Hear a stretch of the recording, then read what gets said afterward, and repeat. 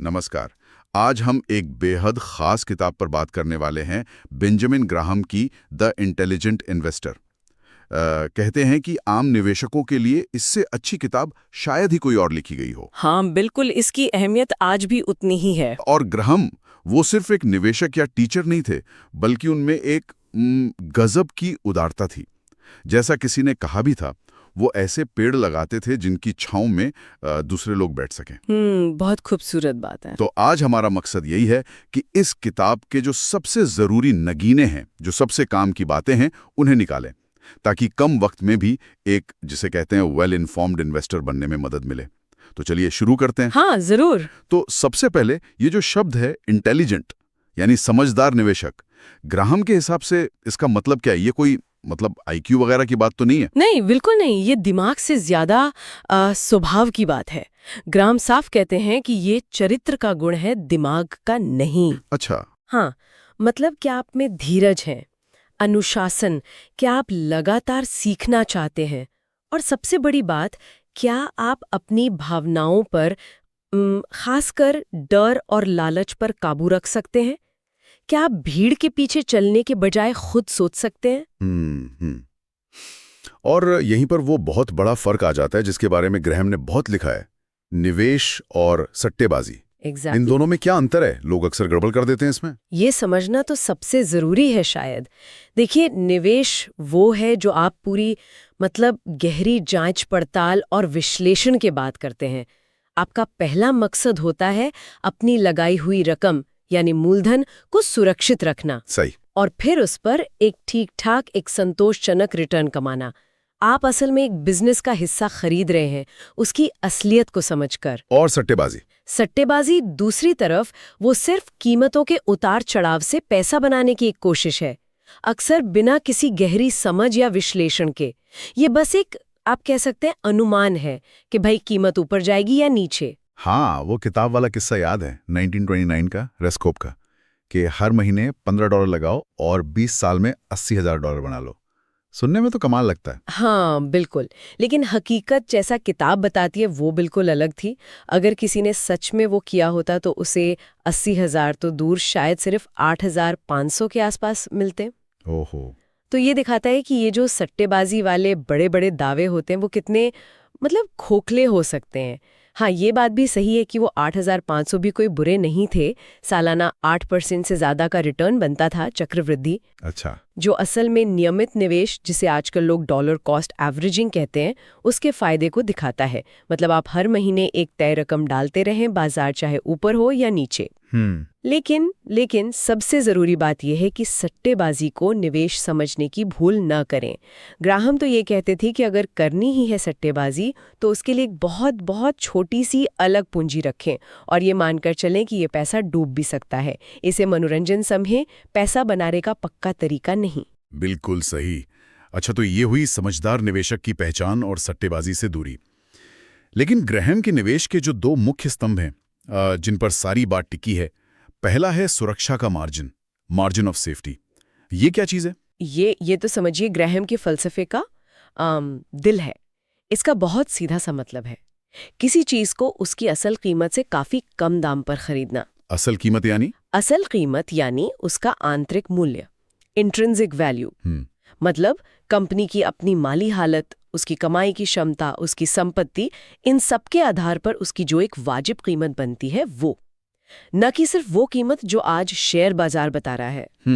तो जब आप इस आंतरिक मूल्य से काफी कम दाम पर खरीदते हैं, तो ये जो बीच का अंतर है, यही है सुरक्षा का मार्जिन। ये एक तरह का कुशन है, एक सेफ्टी नेट है। अच्छा। जो आपको आपके अपनी गलतियों से, या मान लीजिए बुरी किस्मत से, या फिर बाजार के रोज रोज के उतार चढ़ावों से बचाता है। असली खेल भविष्य एकदम सही बताने का नहीं है, बल्कि इतनी गुंजाइश रखने का है कि छोटी मोटी गलतियां भी आपको डुबो ना दें। हाँ, वो ग्राहम का अपना उदाहरण भी है शायद किताब में, 1925 का, नॉर्दर्न पाइपलाइन कंपनी वाला। हाँ बिल्कुल। उन्होंने नॉर्दर्न पाइपलाइन के शेयर खरीदे थे $65 में, और उन्हें पता चला कि कंपनी के पास हर शेयर के बदले में कम से कम $80 के तो सुरक्षित बॉन्ड ही रखे हुए हैं। अरे वाह। मतलब अगर कंपनी बंद भी हो जाती तो भी शेयर होल्डर को अपने शेयर की कीमत से ज्यादा पैसा वापस मिलता। ये था साफ साफ एक बड़ा सुरक्षा मार्जिन। और फिर 3 साल बाद उन्होंने वही शेयर $110 में बेच दिए। कमाल है। तो फायदा इसलिए हुआ क्योंकि उन्होंने बिजनेस की असल कीमत पहचानी और उसे बाजार की कीमत से बहुत कम में खरीदा। ये सुनने में जितना सीधा लगता है, करने में शायद उतना ही मुश्किल होता होगा, खासकर जब सब लोग पागलों की तरह खरीद रहे हों। मुश्किल तो होता है बिल्कुल। इसके लिए अनुशासन चाहिए, भीड़ से अलग चलने की हिम्मत चाहिए। लेकिन ये सिद्धांत खास तौर पर तब बहुत काम आता है जब आप ऐसी कंपनियां ढूंढते हैं जिन्हें बाजार नजरअंदाज कर रहा है, अंडरवैल्यूड शेयर या बार्गेन शेयर।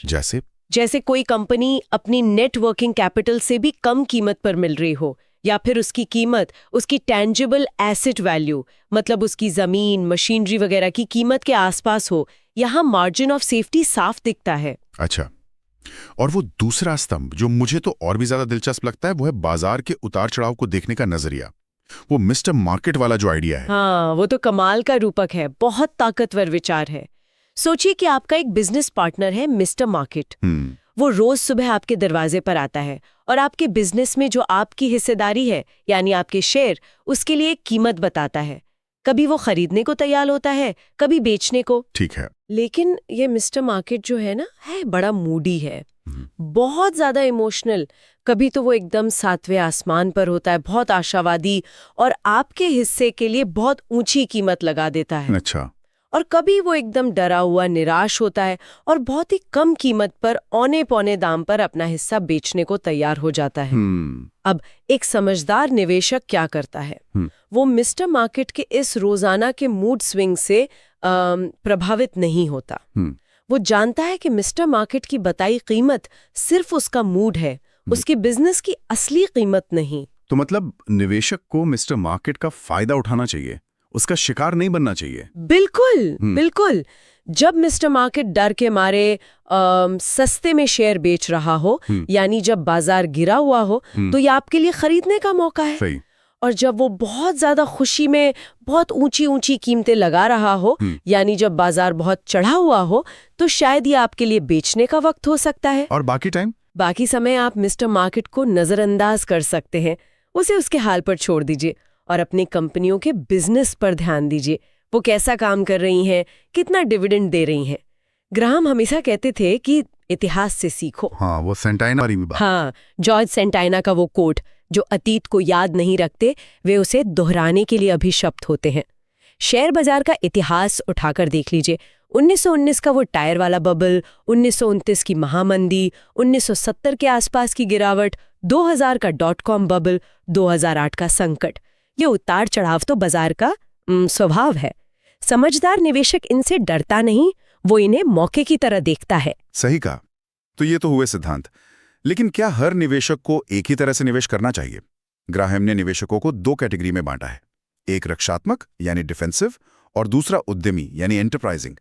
तो ये रक्षात्मक निवेशक कौन है? रक्षात्मक निवेशक देखिए, वो है जो ज्यादातर सुरक्षा चाहता है और ज्यादा झंझट नहीं चाहता। उसे निवेश में बहुत ज्यादा टाइम या दिमाग खपाने की इच्छा नहीं है। उसका मेन गोल है कि भाई कोई बड़ा नुकसान ना हो जाए और कम से कम चिंता करनी पड़े। इनके लिए ग्राहम का सीधा सुझाव है, अपना पैसा अच्छी क्वालिटी के बॉन्ड और बड़ी जानी मानी कंपनियों के शेयरों के मिश्रण में लगाओ।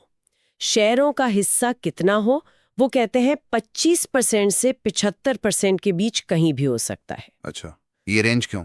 ये आप बाजार की हालत देखकर थोड़ा ऊपर नीचे कर सकते हैं।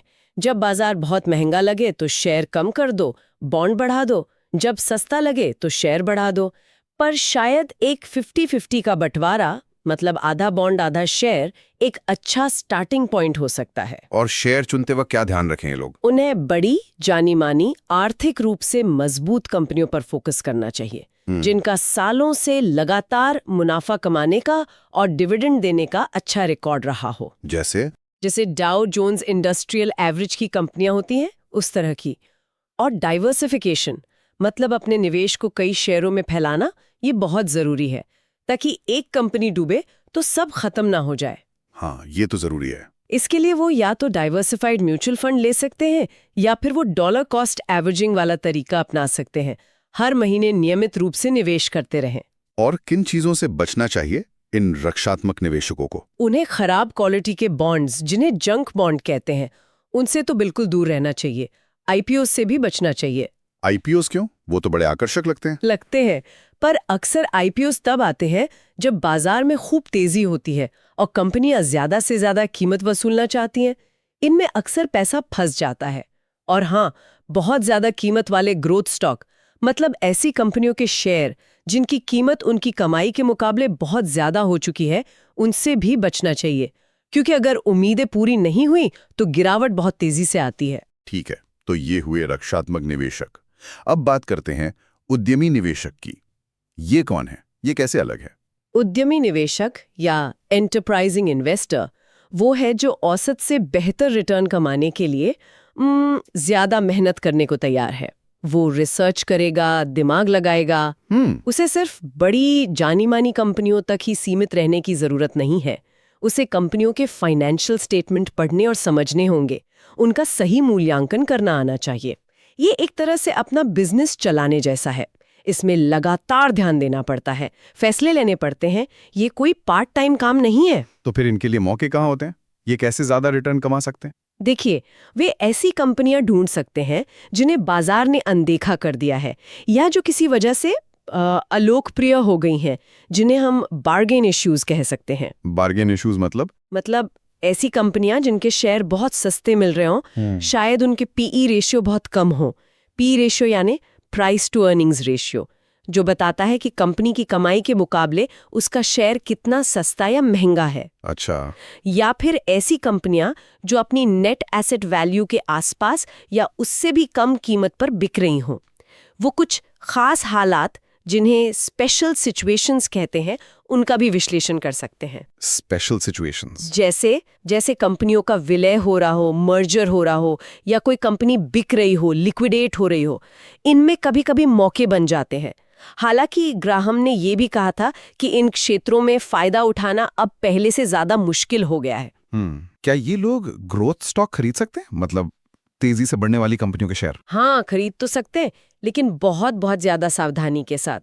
ग्राहम बार बार इस बात पर जोर देते हैं कि सिर्फ किसी कंपनी के भविष्य में तेजी से बढ़ने की उम्मीद होना ही काफी नहीं है। असली सवाल यह है कि आप उस ग्रोथ के लिए आज कीमत क्या चुका रहे हैं। सही बात है। अगर आप भविष्य की अच्छी ग्रोथ के लिए आज ही बहुत ज्यादा कीमत चुका देते हैं, तो आपका वो सुरक्षा का मार्जिन खत्म हो जाता है। IBM और Xerox जैसी शानदार कंपनियों के शेयर भी एक जमाने में इतने महंगे हो गए थे कि बाद में उनमें भारी गिरावट आई। तो उद्यमी निवेशक के लिए सबसे जरूरी क्या है? ऐसी नीतियां अपनाना जो लॉजिकली सही हों, भले ही वो उस वक्त वॉल स्ट्रीट पर फैशन में न हो। उसे भीड़ से अलग सोचने और काम करने का साहस दिखाना होगा। ये सब सुनने में तो बहुत तार्किक लगता है, लेकिन फिर भी हम देखते हैं कि निवेशक बार बार गलतियां करते हैं। ऐसी कौन सी आम गलतियां जिनसे ग्राहम बचने की सलाह देते हैं? एक बहुत बड़ी गलती जिसका हमने जिक्र भी किया, वो है ग्रोथ के लिए बहुत ज्यादा कीमत चुका देना। जैसा ग्राहम कहते हैं, किसी बिजनेस में बढ़ोतरी की साफ संभावनाएं अपने आप निवेशकों के लिए साफ मुनाफे में नहीं बदल जाते। क्यों? क्योंकि अगर हर कोई उस ग्रोथ की उम्मीद कर रहा है, तो वो उम्मीद काफी हद तक पहले ही शेयर की कीमत में शामिल हो चुकी होती है। आप उस चीज के लिए ज्यादा पैसे दे रहे होते हैं जिसका फायदा शायद पहले ही बट चुका है या बटने वाला है। सही। और आईपीओस के बारे में भी आपने पहले चिताया था। हाँ, आईपीओस अक्सर तब आते हैं जब बाजार में बुलबुला बन रहा होता है, जब निवेशक कुछ भी खरीदने को तैयार बैठे होते हैं। कंपनी और उनके बैंकर्स इसी माहौल का फायदा उठाकर शेयर को ज्यादा से ज्यादा कीमत पर बेचना चाहते हैं। इतिहास देख लें, ज्यादातर आईपीओज में पैसा लगाने वाले आम निवेशकों को लंबे समय में नुकसान ही हुआ है, खासकर अगर वो लिस्टिंग के शुरुआती उछाल के बाद खरीदते हैं। और एक और बात, कंपनियों की अकाउंटिंग, उनका हिसाब किताब, उसमें भी तो खेल हो सकता है। बिल्कुल, ये एक और बहुत बड़ा खतरा है। निवेशकों को कंपनियों के फाइनेंशियल स्टेटमेंट्स को सिर्फ ऊपर ऊपर से नहीं देखना चाहिए। कुछ कंपनियां चालाकी से अपने मुनाफे को बढ़ा चढ़ा कर दिखा सकती हैं। कैसे? जैसे मान लीजिए कोई बड़ा खर्चा है जो बार बार होता है, लेकिन उसे स्पेशल चार्ज या असाधारण व्यय बताकर सामान्य मुनाफे से बाहर कर दिया, ताकि लगे कि कोर बिजनेस बहुत अच्छा चल रहा है। या फिर कुछ खर्चों को खर्चा न दिखाकर संपत्ति की तरह दिखा दिया, जिसे कैपिटलाइजेशन ऑफ एक्सपेंसेस कहते हैं। ओहो। इन्वेंट्री का मूल्यांकन कैसे हो रहा है, फीफो या लाइफो तरीके से, उससे भी मुनाफे के आंकड़े बदल सकते हैं। या फिर कंपनी बहुत सारे स्टॉक ऑप्शन या वारंट जारी कर रही हो, जिससे भविष्य में मौजूदा शेयरधारक की हिस्सेदारी कम हो जाएगी, जिसे डाइल्यूशन कहते हैं, और प्रति शेयर आय घट जाएगी। इन सब बारीकियों पर ध्यान देना बहुत जरूरी है। और वो जो एक सलाह अक्सर दी जाती है, वही खरीदो जो तुम जानते हो, बाय व्हाट यू नो, ये कितना सही है? ये सुनने में तो बहुत अच्छा लगता है, लेकिन ये बहुत खतरनाक भी हो सकता है। इससे अक्सर होम बायस हो जाता है।